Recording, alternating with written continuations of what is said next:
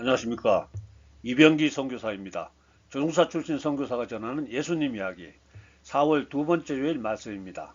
오늘 말씀 나눌 내용의 제목은 짐승의 표 666은 무엇인가 이렇게 정했는데요. 짐승의 표나 666이라는 단어는 요한계시록에 나오는 말입니다. 그래서 성경 말씀도 그 요한계시록 13장 16절에서 18절 그가 모든 자 곧 작은 자나 큰 자나 부자나 가난한 자나 자유인이나 종들에게 그 오른손이나 이마에 표를 받게 하고 누구든지 이 표를 가진 자 외에는 매매를 못하게 하니 이 표는 곧 짐승의 이름이나 그 짐승의 수라. 지혜가 여기 있으니 총명한 자는 그 짐승의 수를 세어보라. 그것은 사람의 수니 그의 수는 666이니라. 자, 마지막 때 어느 날 적그리스도가 세상 모든 사람들에게 짐승의 표 666표를 받게 한다는 예언입니다. 먼저 예수님이 가르쳐 주신 마지막 때 이야기부터 시작하겠습니다. 어느 날 예수님이 제자들과 함께 예루살렘 성전을 지나가시다가 제자들에게 이 성전은 조만간 완전히 무너질 것이다. 이런 말씀을 하시게 됩니다. 제자들이 예수님께 질문합니다. 어느 때에 이런 일이 있겠사오며 또 주의 임하심과 세상 끝에는 무슨 징조가 있사오리이까. 제자들은 하나님이 계시는 성전이 무너진다는 것은 이 세상의 종말이라고 생각해서 여쭈어 본 것이고, 예수님은 또 그들이 궁금해하는 그 종말에 대해서 답변해 주시게 됩니다. 예수님 말씀 4절부터 11절까지 이어지는 내용 복잡하니까 제가 간단하게 요약하면 이렇습니다. 마지막 때 사이비 교주들이 나타나서 서로 자기가 구원자라고 주장할 텐데 미혹되지 말고, 또 전쟁과 기근과 지진이 일어날 것이고, 또 예수님 믿는 사람들에 대한 엄청난 핍박과 박해가 있고 거짓 선지자가 등장해서 많은 사람들을 미혹할 것이다. 이런 말씀입니다. 이어지는 말씀이 불법이 성함으로 많은 사람의 사랑이 식어지리라. 그러나 끝까지 견디는 자는 구원을 얻으리라. 이 천국 복음이 모든 민족에게 증언되기 위하여 온 세상에 전파되리니 그제야 끝이 오리라. 이어지는 예수님 말씀도 그러므로 너희가 선자 다니엘이 말한 바 멸망의 가증한 것이 거룩한 곳에 선 것을 보게 되거든 읽을 자는 깨달을진저. 즉 적그리스도가 예루살렘 성전에 서서 통치하는 것을 보게 되면 예수 믿는 사람들에 대한 극심한 핍박이 시작되니까 이어지는 예수님 말씀은 무조건 도피하라는 것입니다. 그리고 바로 이어서 환난과 미혹과 천재지변이 이어지는데, 그때 인자의 징조가 하늘에서 보이겠고 그때 땅의 모든 족속들이 통곡하며 그들이 인자가 구름을 타고 능력과 큰 영광으로 오는 것을 보리라. 인자는 예수님이죠. 이렇게 예수님이 재림하시고 재림하신 예수님은 천사들을 시켜서 택하신 자들을 먼저 따로 모으시기로 되어 있다고 합니다. 우리가 이해하기 쉽도록 제가 좀 더 간략하게 정리하면 이런 내용입니다. 전쟁과 기근, 지진이 일어나고 예수님 믿는 사람들에 대한 엄청난 박해와 핍박이 있고 사이비 교주와 거짓 선자들이 사람들을 미혹할 것이고, 적그리스도가 예루살렘 성전에 서게 되면 더 극심한 핍박이 임박하니까 즉시 피난처로 도피해야 하고, 천재지변 속에 예수님이 재림하신다는 것입니다. 이렇게 볼 때 지금 대체로 모든 징조가 나타났다고 해석할 수 있는데요. 아직은 예수님이 재림하실 때가 아니라는 확실한 증거가 2개 정도 남아 있습니다. 첫 번째는 복음이 아직 온 세상에 전해지지 않았고 우리 예수님 믿는 사람들이 아직 예수님을 영접할 준비가 되어 있지 않습니다. 예수님 말씀 하나 소개합니다.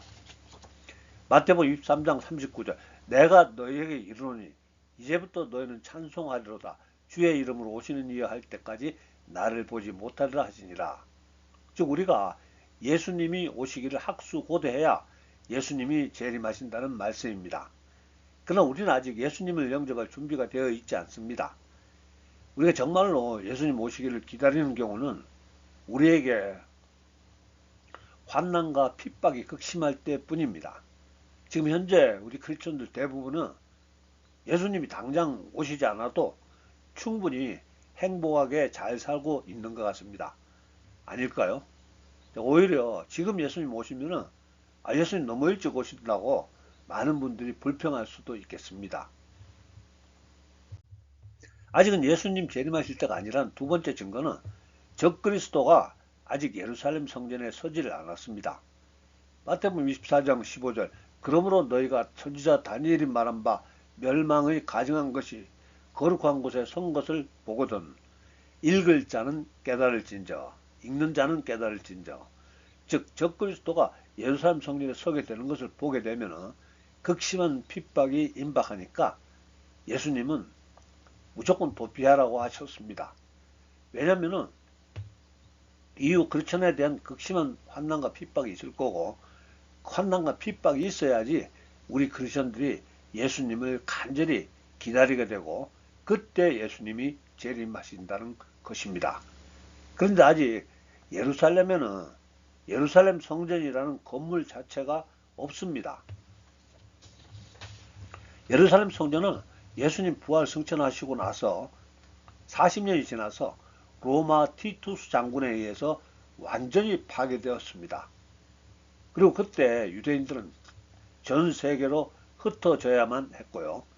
그러다가 유대인들이 다시 성경의 예언대로 2000년이 지나서 예루살렘으로 돌아와서 나라를 재건했습니다. 지금 바로 그 이스라엘이고요. 지금 바로 그 예루살렘입니다. 근데 그 예루살렘 성전이 있던 자리에는 유대인들이 그곳을 떠나 있던 시기에 세워진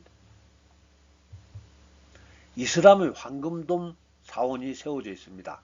유대인들은 그 황금돔 사원을 무너뜨리고 제3성전을 세우고 싶지만은 그렇게 할 수가 없습니다. 만약 그랬다가는 전 세계 20억 무슬림들이 들고 일어날 것이기 때문입니다. 즉 600만 명 되는 유대인들은 20억 무슬림 때문에 지금 고민 중에 있다는 이야기입니다. 그 장소를 제외하고는 성전을 세울 준비를 모두 이미 마쳤습니다. 성전 설계도, 기물, 심지어 제사 지낼 때 제물로 바칠 붉은 암송아지까지 다 준비가 되었다고 합니다. 그래서 우리 크리스천들이 이스라엘의 제3성전 건립에 주목을 하고 있다고 합니다.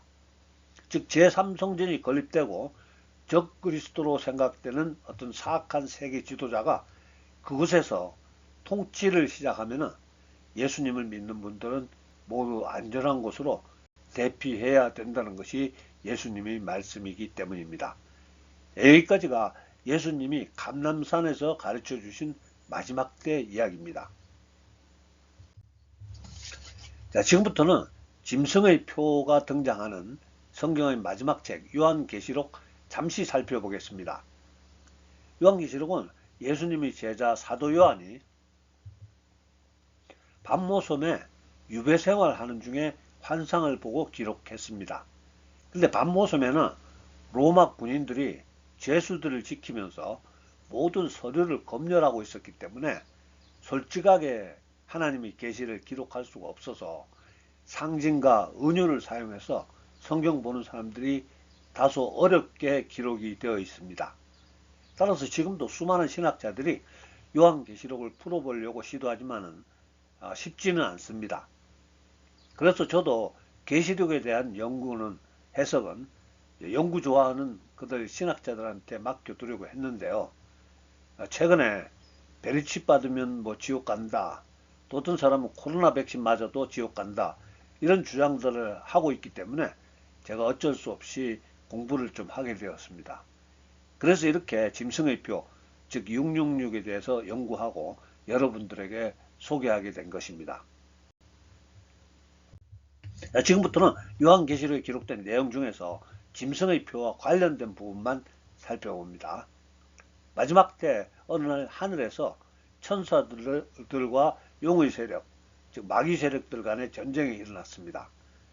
용의 세력이 천사들에게 대패해서 땅으로 쫓겨 내려옵니다. 그때 바다에서 한 짐승이 올라오는데 용이 그 짐승에게 자기의 능력과 권세를 줍니다. 내가 본 짐승은 표범과 비슷하고 그 발은 곰의 발 같고 그 입은 사자의 입 같은데 용이 자기의 능력과 보좌와 큰 권세를 그에게 주었더라. 그리고 세상 사람들은 다 그 용과 그 짐승을 섬겨야 되도록 되어 있었습니다. 그러다가 또 하나의 다른 짐승이 땅에서 올라옵니다. 땅에서 올라온 짐승도 능력과 권세가 있지만은 오히려 세상 사람들에게 용과 바다에서 올라왔던 그 짐승을 섬기라고 합니다. 땅에서 올라온 짐승이 그 첫 번째 짐승, 즉 바다에서 올라온 짐승을 섬기지 않는 사람을 죽이기 시작하는데요. 땅에서 올라온 짐승이 거짓 선지자 또는 적 그리스도로 짐작이 됩니다. 그리고 그때 그 적 그리스도가 모든 사람들에게 짐승의 표 666을 받게 합니다. 오늘 본문의 말씀인데요. 모든 자, 곧 작은 자나 큰 자나 부자나 가난한 자나 자유인이나 종들에게 그 오른손이나 이마에 표를 받게 하고 누구든지 이 표를 가진 자 외에는 매매를 못하게 하니 이 표는 곧 짐승의 이름이나 그 짐승의 수라. 지혜가 여기 있으니 총명한 자는 그 짐승의 수를 세어보라. 그것은 사람의 수니 그의 수는 666이니라. 즉 적그리스도가 모든 사람들에게 짐승의 표를 받게 한다는 예언입니다. 요한계시록은 이어서 장면이 바뀌어서 사도 요한이 이제 예수님의 군대를 보게 됩니다. 그 예수님의 군대가 하나님을 찬양하는 가운데 여러 가지 천사의 외침이 있게 되는데요. 그 천사의 외침 가운데 하나가 바로 짐승의 표에 대한 외침입니다. 만일 누구든지 짐승과 그 우상에게 경배하고 이마에나 손에 표를 받으면 그도 하나님의 진노의 포도주를 마시니 그 진노의 잔에 섞인 것이 없이 부은 포도주라. 거룩한 천사들 앞과 어린 양 앞에서 불과 유황으로 고난을 받으리니 그 고난의 연기가 세세토록 올라가리로다. 짐승과 그의 우상에게 경배하고 그의 이름표를 받는 자는 누구든지 밤낮 쉼을 얻지 못하리라 하더라. 즉 짐승에게 경배하고 짐승의 표를 받으면 영원한 하나님의 형벌을 받게 된다는 겁니다. 단순히 짐승의 표를 받는 것이 아니고 짐승에게 경배하고 표를 받는 행위를 말하는 것입니다. 그리고 조금 지나서 그 두 짐승은 예수님이 군대에 의해서 패하고 하나님의 심판을 받게 되는데요. 짐승이 잡히고 그 앞에서 표적을 행하던 거짓 선지자도 함께 잡혔으니 이는 짐승의 표를 받고 그의 우상에게 경배하던 자들을 표적으로 미혹하던 자라. 이 둘이 산채로 유황불 붙는 못에 던져지고 그리고 짐승들뿐 아니라 그들의 부하들도 다 죽임을 당하게 됩니다. 뿐만 아니라 천사들이 하늘에서 내려와서 그 짐승들의 대장 용을 잡아서 1000년 동안 무적행에 감금합니다. 무적행에. 그리고 1000년 동안 예수님이 다스리시는 천년 왕국이 이어지게 됩니다. 그런데 그 천년 왕국에서 예수님과 함께 왕노릇 하게 되는 사람들이 있는데요. 계시록 20장 4절 후반부에 예수를 증언함과 하나님의 말씀 때문에 목배임을 당한 자들의 영혼들과 또 짐승과 그의 우상에게 경배하지 아니하고 그들의 이마와 손에 그의 표를 받지 아니한 자들이 살아서 그리스도와 더불어 1000년 동안 왕노릇하니. 즉 짐승의 표를 받지 않았던 사람들을 포함한 순교자들이 첫 번째로 부활해서 예수님과 함께 1000년 동안 왕으로 다스리게 된다는 것입니다. 그렇다면 과연 짐승의 표 666은 무엇인가요? 한동안 베리칩이 짐승의 표라고 했었습니다. 저도 그렇게 생각한 적이 있었습니다.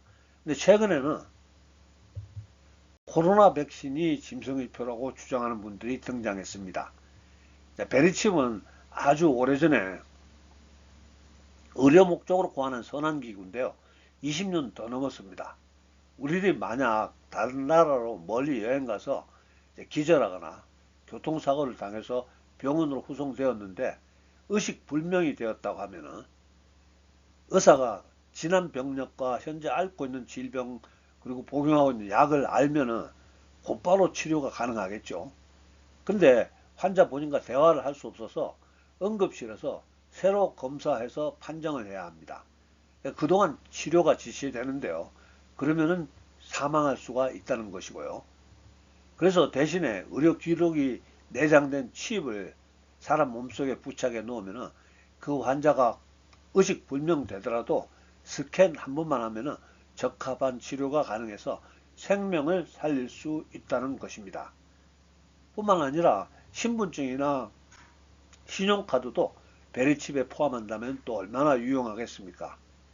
그런데 그렇게 생각하다 보니까 정부가 개인의 사생활을 침해하고 마음대로 통제할 수 있는 부작용이 예견되었던 것입니다. 그래서 반대가 심해서 아직은 법제화가 되지 않고 있습니다. 제 생각에는 언젠가 시행되리라 생각됩니다. 코로나 백신도 마찬가지로 코로나에 걸리지 않도록 예방 목적으로 개발되었던 것이 확실합니다. 둘 다 선한 목적으로 개발되었습니다. 여기서 우리가 복음의 본질을 다시 한번 복습할 필요가 있습니다. 복음은 그야말로 기쁜 소식입니다. 하나님이 세상을 이처럼 사랑하사 독생자를 주셨으니 이는 그를 믿는 자마다 멸망하지 않고 영생을 얻게 하려 하심이라. 예수님 믿으면 영생을 얻게 됩니다. 성경에서 이 구절보다 더 힘있는 구절이 어디 있겠습니까? 영생을 얻기 위해서 이것도 하지 말고 저것도 하지 말고 조심해야 되는 것 천재라면은 그거는 복음이 아니라 사복고시 치는 것과 같다고 할 수 있겠죠. 어려워서 누가 복음이라고 할 수 있겠습니까? 영접하는 자 곧 그 이름을 믿는 자들에게는 하나님의 자녀가 되는 권세를 주셨으니 이는 혈통으로나 육정으로나 사람의 뜻으로 나지 아니하고 오직 하나님께로부터 난 자들이니라. 우리가 예수님을 영접한다는 것은 우리의 뜻으로 된 것이 아니라 하나님의 택하심이라는 뜻입니다. 내가 그들에게 영생을 주노니 영원히 멸망하지 아니할 것이요 또 그들을 내 손에서 빼앗을 자가 없느니라. 그들을 주신 내 아버지는 만물보다 크심에 아무도 아버지 손에서 빼앗을 수 없느니라. 우리가 진짜 하나님의 자녀라면, 우리가 진짜 예수님 믿는 분들이라면 하나님이 우리를 꽉 붙잡고 있어서 우리의 구원은 결코 빼앗기지 않는다는 확실한 약속입니다. 그렇다면 마음 놓고 아무렇게나 살아도 괜찮겠네요. 또 이렇게 질문하실지 모르겠습니다. 근데 우리가 진짜 하나님의 자녀인데 아무렇게나 살면은 하나님의 채찍을 맞고 고달픈 인생 살다가 겨우 천국에 가게 될 겁니다. 일부러 그렇게 사실 필요는 없죠.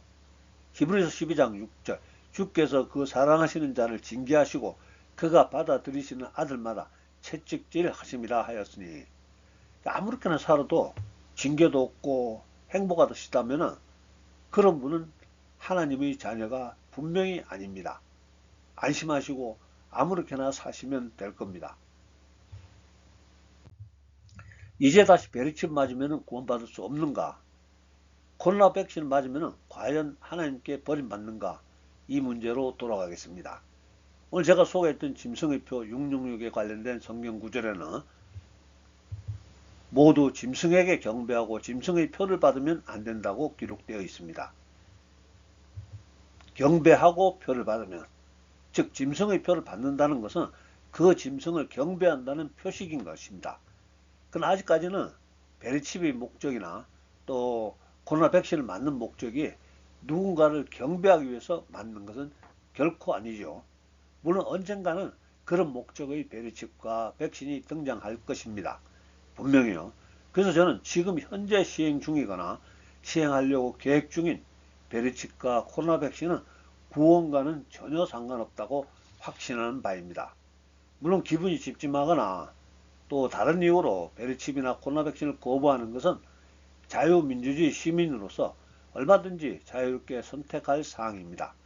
그러나 그것을 받아들인다고 구원을 빼앗기게 된다는 것은 말이 안 된다고 생각합니다. 만약 백신 맞는다고 지옥 간다고 한다면 예수님이 이루신 십자가의 구원 사역보다 베리칩과 코로나 백신의 위력이 더 세다는 말씀입니다. 그런 식으로 우리에게 두려움을 주는 것은 결코 하나님의 뜻이 아닙니다. 두려워하지 말라, 내가 너와 함께함이라. 놀라지 말라, 나는 네 하나님이 됨이라. 내가 너를 굳세게 하리라. 참으로 너를 도와주리라. 참으로 나의 의로운 오른손으로 너를 붙들리라. 하나님이 우리에게 주신 것은 두려워하는 마음이 아니요 오직 능력과 사랑과 절제하는 마음이니, 혹시 우리에게 두려움을 주면서 위협하는 분이 있다면 예수님의 말씀, 믿는 자들에게는 이런 표적이 따르리니 곧 그들이 내 이름으로 귀신을 쫓아내며 새 방언을 말하며 뱀을 집어올리며 무슨 독을 마실지라도 해를 받지 아니하며 병든 사람에게 손을 얹은 즉 나으리라 하시더라. 이 말씀에 의지해서 무슨 주사를 맞을지라도 해를 받지 아니하고를 선포하시기 바랍니다. 말씀 정리합니다. 오늘은 계시록에 등장하는 짐승의 표 666은 무엇인가, 이런 제목 가지고 말씀 나누었습니다. 몇몇 사람들이 베리칩이나 코로나 백신 맞으면 천국 가지 못한다, 이런 주장을 하고 있었습니다. 당연히 짐승이라는 우상을 경배하고 섬기기 위해서 베리칩이나 코로나 백신 맞으면 안 됩니다. 그러나 지금처럼 사람을 빨리 치료하기 위해서 또 살리기 위해서 시행하는 베리칩이나 백신은 구원하고는 전혀 상관없습니다. 물론 앞으로 언젠가 적그리스도가 등장하고 그가 예루살렘 성전에 서서 온 세상을 다스리는 환난의 때가 올 것입니다. 그때는 분명 짐승이라는 우상에게 경배하고 복종하라는 의미로 특정한 표나 체계를 강요당하게 될 것입니다. 하지만 여러분, 그때가 되어도 우리가 두려워할 필요가 없는 것은 분명한 이유가 있습니다. 구원은 우리의 행위나 어떤 표로 결정되는 것이 아니라 오직 예수 그리스도의 보혈로 인쳐진 것으로 확증하기 때문입니다. 우리가 진정으로 예수님 영접했다면 성령께서 이미 우리 마음에 너는 하나님의 소유다, 이런 도장을 치셨습니다. 세상의 그 어떤 칩이나 주사가 하나님의 자녀라는 그 거룩한 도장을 지울 수는 없습니다. 사랑하는 여러분, 복음은 우리를 자유하게 합니다. 두려움은 사탄이 주는 마음입니다. 어지러운 시대적 징조 속에서 흔들리지 않는 믿음 소유하시고 참된 평안을 누리시는 저와 여러분 되기를 예수님 이름으로 축복합니다. 할렐루야. 사랑과 안에 풍성하신 아버지 하나님, 또 말씀을 통해서 마지막 때를 살아가는 우리에게 분별력과 평안을 주시니 감사합니다. 세상은 여러 가지 소문과 현상들로 우리를 두려움에 빠뜨리려 합니다. 아버지 하나님, 베리칩이나 백신 같은 도구들이 우리를 하나님으로부터 갈라놓을 수 있다는 거짓 메시지에 흔들리지 않게 해주시옵소서. 우리의 구원은 오직 예수 그리스도의 십자가 대속으로 완성되었으며 그 어떤 권세도 우리를 아버지 손에서 빼앗을 수 없음을 믿음으로 선포합니다. 마지막 때 적그리스도의 미혹이 심해질지라도 말씀을 등불 삼아 분별하게 해 주시옵시고 질병으로부터 우리를 보호해 주시옵시고 두려움으로부터 우리 마음을 지켜 주시옵시고 오직 다시 오실 예수 그리스도만을 소망하며 다가오는 한 주간도 승리할 수 있도록 주님 붙들어 주시옵소서. 지금은 우리 주 예수님 은혜와 아버지 하나님의 극진하신 사랑과 성령님의 감동, 감화, 교통하심이 오늘 예배에 참석한 우리 모두에게 또 우리들의 가정과 일터와 섬기는 교회 위에 지금부터 영원토록 함께하여 주시옵기를 간절히 축원하옵나이다. 아멘. 예, 감사합니다. 할렐루야. 다음 주에 뵙겠습니다.